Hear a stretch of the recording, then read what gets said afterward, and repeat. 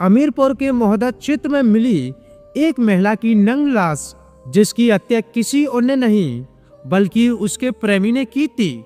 और वह प्रेमी कोई आम आदमी नहीं था, वो था दरोगा अंकित यादव। एक रिश्ता जो भरोसे पर शुरू हुआ, लालच, झूठ और गुस्से में खून में बदल गया।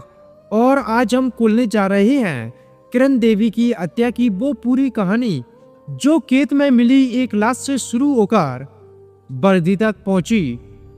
नमस्कार दोस्तों, मैं आनंद कुशवाहा स्वागत करता हूं आपका एक नई कहानी में। लेकिन इससे पहले अभी तक हमारी वीडियो को लाइक नहीं किया है तो लाइक कर दीजिए और चैनल को सब्सक्राइब करना ना भूलें। चलिए क्या है पूरी कहानी जानते हैं सिलसिलेवार तरीके से। 13 नवंबर की सुबह हमीरपुर के रमना गांव के पास कुछ ग्रामीण खेत की तरफ जा रहे थे। अचानक उनकी नजर सड़क किनारे पड़े एक शरीर पर गई। बदन पर एक भी कपड़ा नहीं था, शरीर पर कई चोटों के निशान थे, चेहरा पहचान से बाहर था। कुत्तों ने आधा शरीर नोच दिया था। पहली नजर में यह रेप मर्डर जैसा लगा। गांव में खबर फैलते ही दहशत फैल जाती है और कुछ ही देर में मोहद्दा पुलिस मौके पर पहुंच चुकी थी।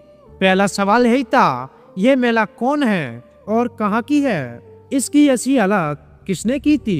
पुलिस ने इलाके के थानों में फोटो भेजी और चंद घंटों के बाद पहचान सामने आई।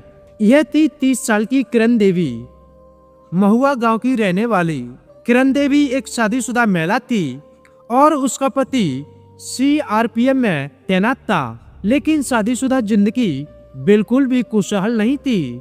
झगड़े, दहेज की मांग, सब कुछ किरण सह रही थी। आखिरकार तक हार कर उसने पति और ससुराल वालों के खिलाफ दहेज उत्पीड़न और घरेलू हिंसा का केस दर्ज कराया था। इस केस की जांच कर रहा था सब इंस्पेक्टर अंकित यादव, और यहीं से शुरू हुआ एक खतरनाक रिश्ता। जांच के दौरान दरोगा अंकित और किरण के बीच अक्सर बातचीत होती रहती थी। धीरे धीरे किरण की परेशानी, अंकित का विश्वास, दोनों एक दूसरे के करीब आने लगे। किरण परेशान जिंदगी से बाहर निकलना चाहती थी, अंकित इस कमजोरी का फायदा उठाने लगा।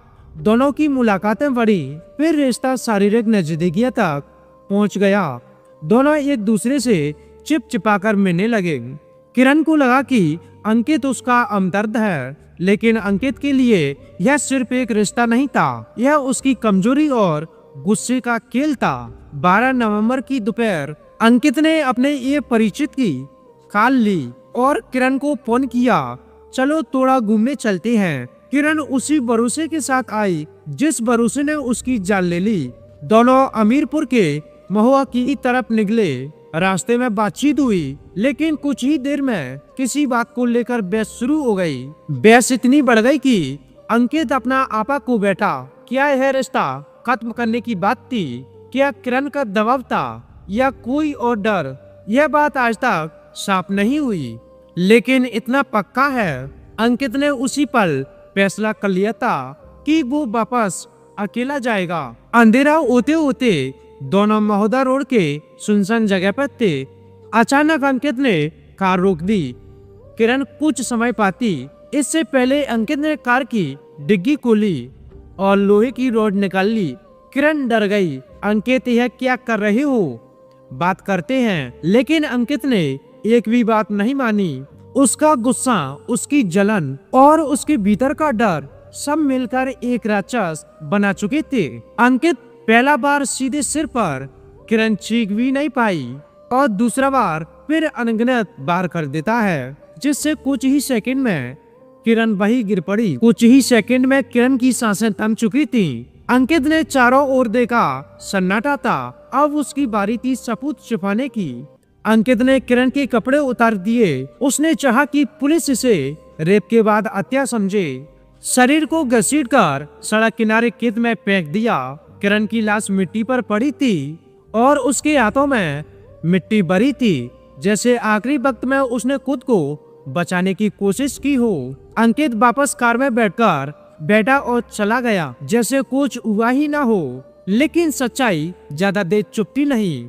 कहते हैं खून की गंध इंसान को अपने आप बुला लेती है। किरण की पहचान होते ही पुलिस ने उसके मोबाइल की कॉल डिटेल निकाली। आखिरी कॉल किसकी, आखिरी लोकेशन कहाँ, किससे चैट, हर जवाब एक नाम की ओर इशारा कर रहा था। दरोगा अंकित यादव उसकी लोकेशन करण की लोकेशन से मैच कर रही थी। पुरानी चैट कॉल रिकॉर्डिंग सब सामने आ चुका था। अब अंकित के पास बचने का कोई रास्ता नहीं था। पूरी रात की पूछताछ के बाद अंकित टूट जाता है। उसने अपना जुर्म कबूल कर लिया, किरण को मारने का, लाश फेंकने का और रिश्ता छिपाने का। वारदात में इस्तेमाल कार और लोहे की रॉड पुलिस बरामद कर लेती है।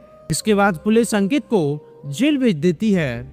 किरण देवी एक ऐसी महिला थी जो सिर्फ एक खुशहाल जिंदगी चाहती थी, लेकिन वो भरोसा करके गलत इंसान के साथ खड़ी हो गई।